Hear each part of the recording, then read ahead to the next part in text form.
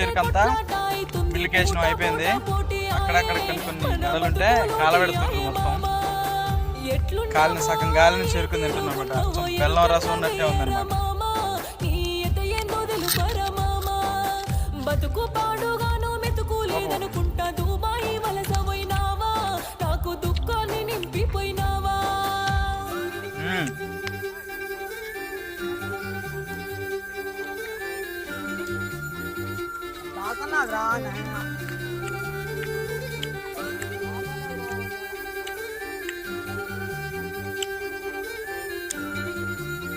Super చెరుకు రసం అద్భుతం. మీరు ఎప్పుడు ఎంత కామెంట్ చేయండి.